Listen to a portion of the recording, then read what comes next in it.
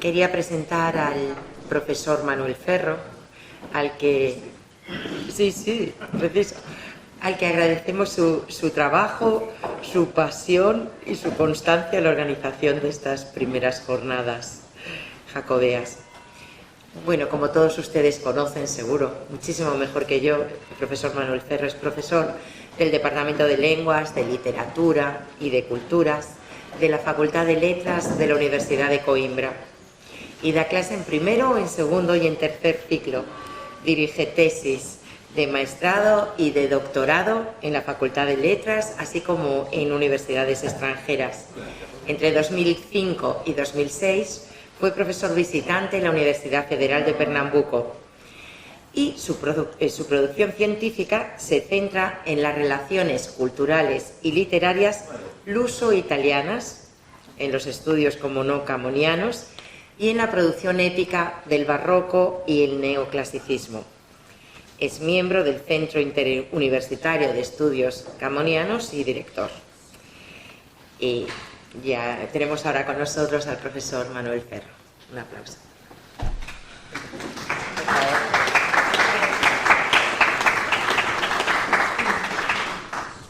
Obrigada, professora Cecília, pela apresentação, pelas simpáticas palavras. E devo dire che è un onore per me continuare a fare la seconda ponencia di questo colloquio, sebbene questa non sia propriamente, esta não é propriamente a minha matéria, mas de qualquer maneira procurei enfim, circunscrever-me a este tema e procurei levá-lo, conduzi-lo para as minhas áreas. Portanto, o título será Gesta de Santiago, que poderá ser completada nas letras portuguesas.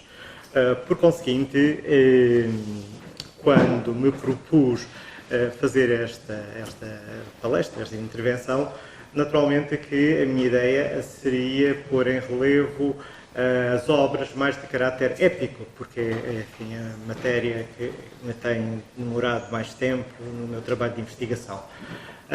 No entanto, achei que antes de o fazer se deveria proceder a um rastreio da imagem de Santiago na literatura portuguesa, porque não creio que esteja muito feito este trabalho. Assim sendo, aqui vai o meu contributo.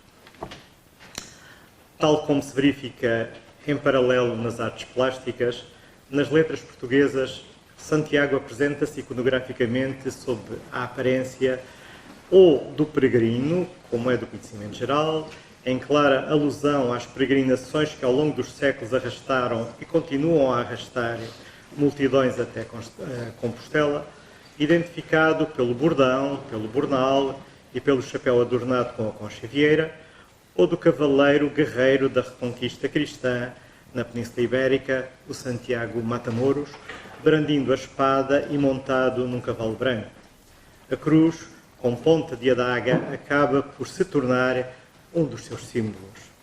Curiosamente, rara é a projeção da imagem construída pelos Evangelhos, pelo Livro dos Apóstolos ou mesmo pela própria Epístola de Santiago.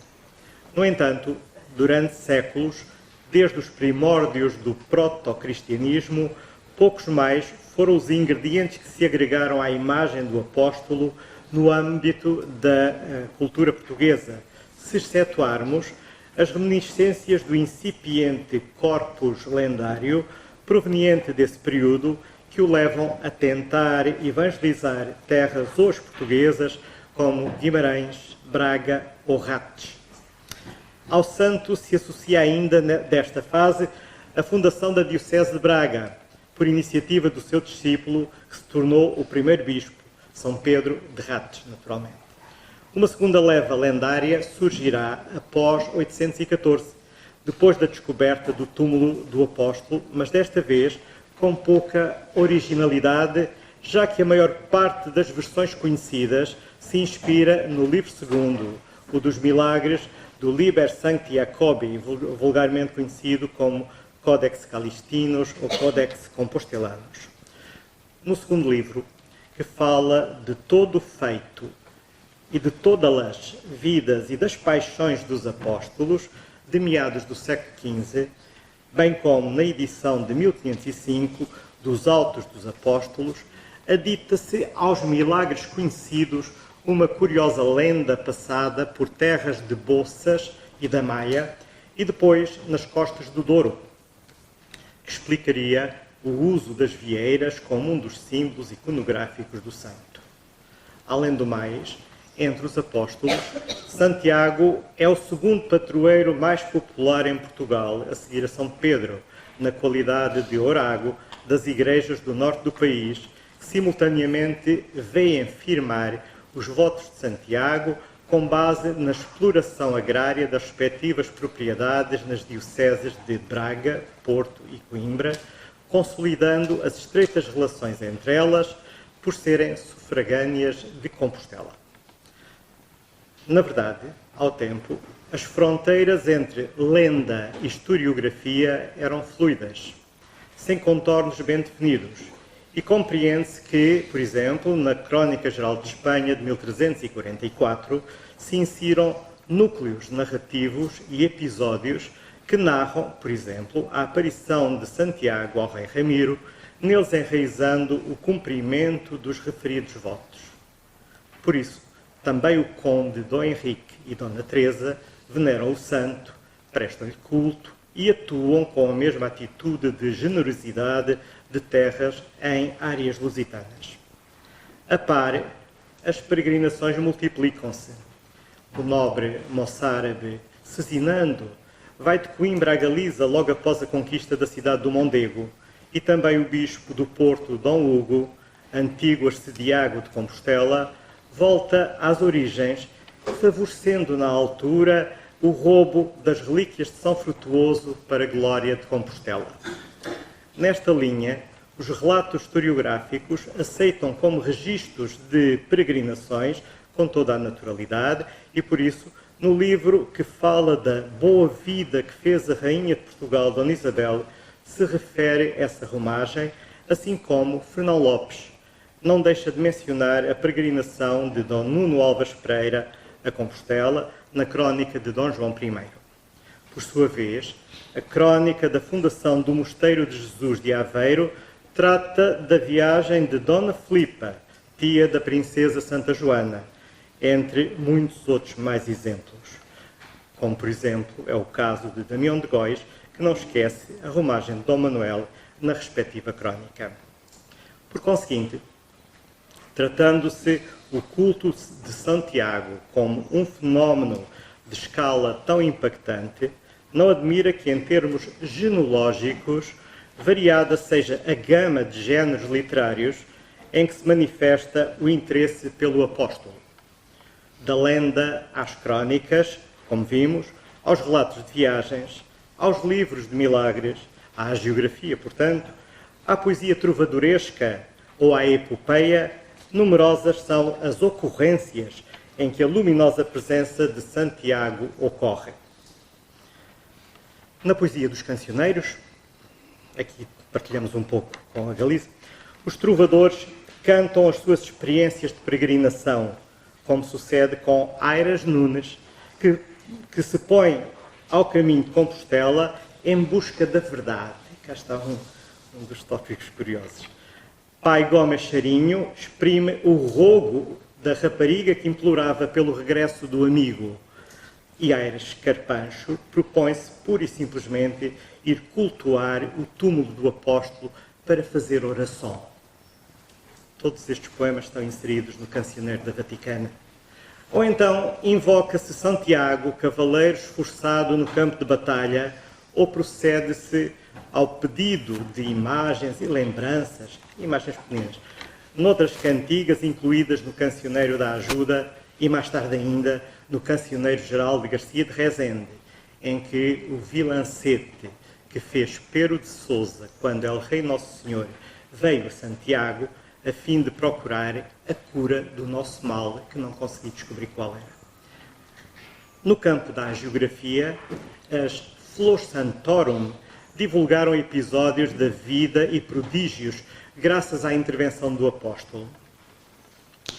Entre estes relatos, a Legenda Áurea é um dos exemplos mais conhecidos, que reúne histórias de um vasto arco temporal, desde detalhes relacionados com a família de Santiago ao momento da chegada das relíquias à Galiza e depois ainda a milagres conhecidos ocorridos já na Península. Aí não se deixa também de se incluírem relatos do Códex Calistinos. Não obstante, os milagres do santo tornavam-se na altura cada vez mais populares, ainda por mais durante o período das lutas de reconquista do território, já que grande parte das conquistas e vitórias alcançadas contra os mouros eram atribuídas a Santiago. Afinal, essa vertente da imagem do santo enquanto combatente divulga-se depois da Batalha de Clavijo, em que Santiago é aceito e proclamado como padroeiro das Espanhas e necessariamente também de Portugal, na expansão do território de norte para sul. Aliás, já no Códex Calistinos surge no final, na secção dos textos vários, o milagre de Santiago da libertação dos cristãos e da fuga dos sarracenos de Portugal, que trata das vitórias de Dom Afonso Henriques e do filho Dom Sancho, deste último na Batalha de Sevilha. Trata-se de uma composição assaz curiosa, que poderia eventualmente ser considerada como um fragmento de um possível ciclo épico em contexto português, não propriamente dedicado a Santiago, porque não se encontrarão muitos mais semelhantes, mas dedicado a Dom Afonso Henriques. Porque, na realidade, já há cerca de 50 anos, António José Saraiva defende a existência desses ciclos de cantares de gesta medievais em Portugal e que eventualmente se perderam com o tempo, cujo rastreio apenas pode ser detectado em excertos da Crónica Geral de Espanha através da análise detalhada do ritmo do discurso transformado em prosa. Vestígios desses poemas quase chegam à atualidade, graças ao levantamento realizado ao romanceiro oral e popular de Trás-os-Montes, como o professor Cauchy aqui citou, de Vinhais, é um caso, em que as populações rurais mais idosas transmitiam de geração em geração essas composições que apenas nos chegam ao conhecimento através de fragmentos.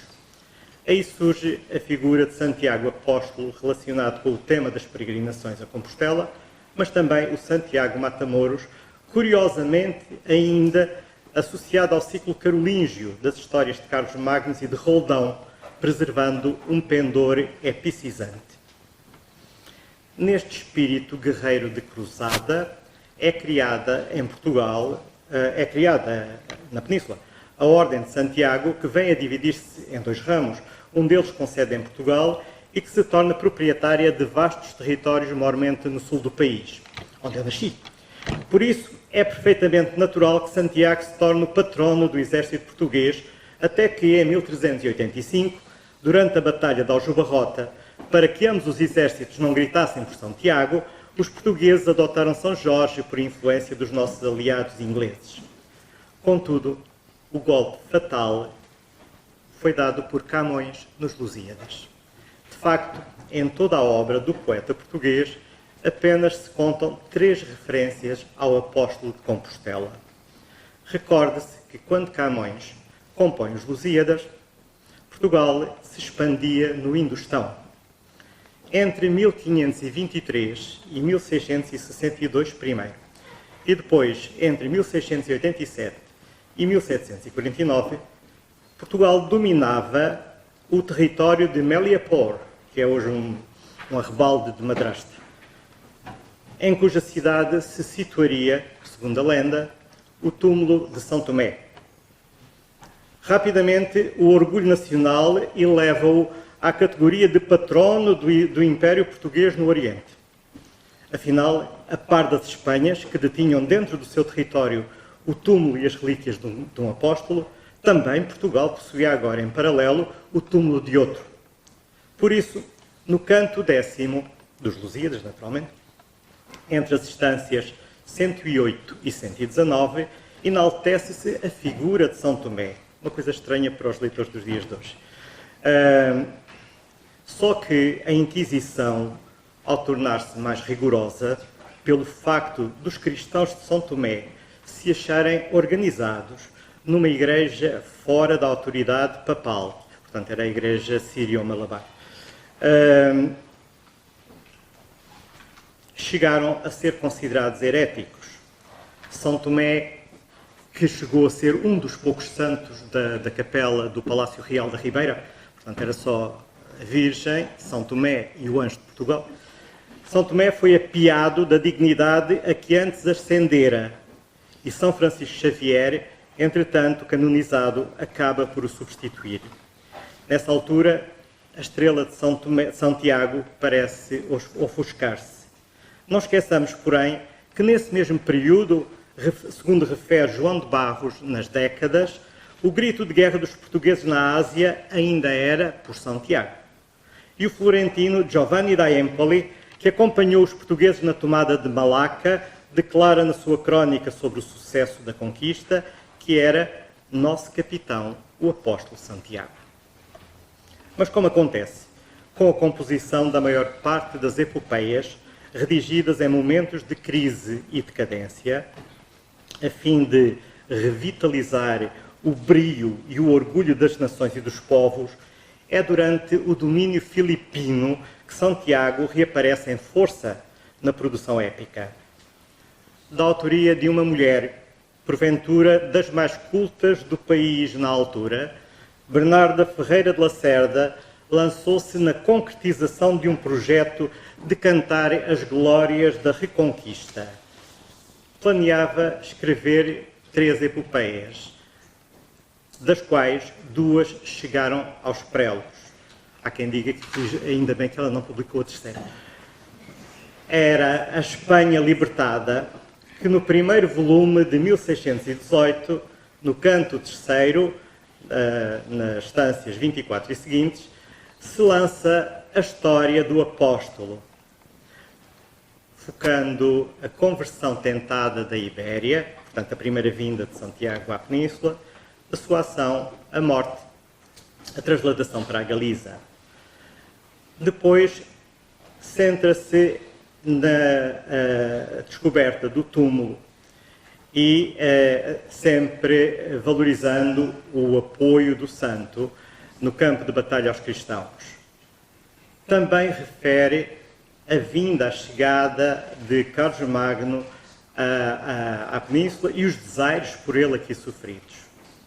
No canto 5º, depois das instâncias 91, entra na narração da Batalha de Clavijo e é aí que foca e valoriza, sobretudo, o início da invocação de Santiago como padroeiro das Espanhas. Depois de Bernarda Ferreira de Lacerda, a estrela de Santiago começa realmente a esmorecer. No entanto, ainda nos aparece Frei Bernardo de Brito, no volume 2º da Monarquia Lusitana, que volta a rebater na vinda do apóstolo a Portugal, na pregação e na conversão de 9 discípulos, da escolha de São Pedro de Rates para bispo de Braga e da passagem do santo por Saragoça, da aparição da Virgem naquela região e da sua morte degolado por ordem de Herodes. Depois, ainda reincide na vinda do seu corpo para a Galiza, da aparição ao rei Ramiro e do socorro que lhe proporciona, aparecendo ainda com o hábito de cavaleiro. Portanto, a seguir Frei Bernardo de Brito e Bernarda Ferreira de Lacerda, podemos dizer que as alusões a Santiago vão sendo mais passadas, ocasionais e sem a qualidade literária que estas obras patenteavam. No entanto, começa a surgir um caudal fantástico sobre os caminhos de Santiago e, portanto, entramos numa nova fase em que, de um ponto de vista literário, já começa, na realidade, a perder alguma qualidade. Portanto, meus amigos, este foi o rastreio que me foi possível levantar. Muito obrigado.